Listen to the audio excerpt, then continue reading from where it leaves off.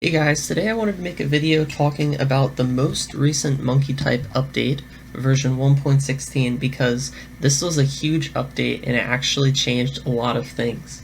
So the first most obvious thing is the nav bar up here. It looks completely different. It used to be over here. And you know, whenever anything updates, people don't like change. It's always been over here, now it's over here. I can see some people not liking that. Guys, this looks amazing. This looks so good. Look at the animations. I could literally spend like 10 minutes just clicking between words and quotes, because this animation is just so smooth. So yeah, that's the nav bar. That's like the most obvious change, and that's actually like, I can't think of the last time there was like a major change to the main page of Monkeytype. It's been a long time since it was redesigned, as far as I can remember. The next thing is if you do a test, I don't know what's happening right now, but if you do a test, it shows like the XP, like it shows exactly why you get, how much you get. So now like the XP breakdown is just kind of shown to you. You can see exactly like what contributed to it, which I think is a lot cleaner and makes it a lot more satisfying to like see the experience go up after you finish a test. So that's a nice change. This next thing is pretty big. Obviously we have public profiles now on Monkeytype. That took a very long time.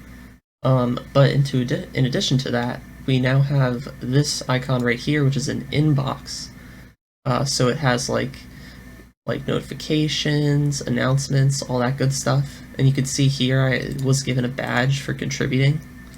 So I can claim that, and then presumably I can find that here. Okay, so I had to refresh the page, but it's right here. So now I have a contributor badge. So yeah, now I finally have a profile badge that I can flex. Feels good. I hated not having a badge. It sucked. Another thing which I can't really show you is that if you do well on the daily leaderboard, you get an XP bonus. And I don't know how well I did on the daily leaderboard yesterday, but I redeemed it and I got like 5,000 experience, I think. So that's like a pretty huge boost. You know, more than half of a level at level 175. Maybe it might scale depending on your level, I imagine it does. But yeah, so that's another new change and a new way to get experience that kind of rewards speed, because really before there was no way to gain experience like by being faster. It was always to your advantage to just type slow and accurate, but now there's kind of a reason to at least put in a few attempts to get like fast scores. Another small thing relating to your profile is that there's now a daily streak, and I can imagine that some people are gonna have like just streaks of hundreds of days and they're gonna be flexing their profile. I can already see that happening, so that's a pretty cool feature, and it like motivates you to come back to the site, so I definitely see why they added that. And I think it's fun to like, you know, it's just like it's like Duolingo almost. You want to keep your daily streak going.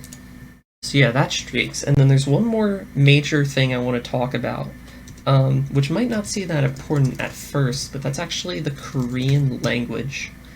Now, the reason I feel like this is important is because Korean is kind of a complicated language to type.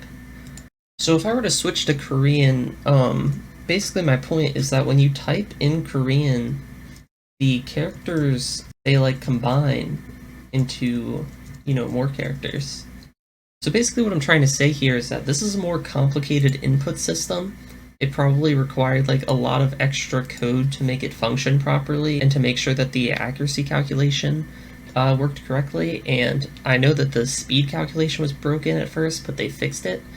But I feel like this is a move towards adding a lot more languages to Monkeytype, because some languages like Chinese and Japanese kanji, for example, they have very complex input systems, and I don't know if it's feasible to add those to Monkeytype or not, but hopefully one day we see that. I know there are people who like to learn to type a lot of languages, and obviously people who are just bilingual and everything, so yeah, I feel like this is actually a pretty major feature. Alright guys, so that's all I really wanted to talk about with this update. There are obviously a few other like small bug fixes and things like that, but those are the major changes, and that's, I mean, there were a lot of major changes to Monkeytype recently. This was a huge update, you know, like 4 or 5 new major features, so that's really cool. I've sort of wondered in the past, is Monkeytype just going to run out of steam, stop adding things? They're really just not showing any signs of that. They just keep adding new features that are great, and it just never stops. So I'm very happy to see that. One more thing I want to mention, achievements are confirmed planned. So I think achievements are going to be like the different challenges that you get a roll for on Discord. Maybe like completing a certain number of tests, I don't know. But those are confirmed going to be added at some point, so you can look forward to that. Anyway, I'll see you in the next one.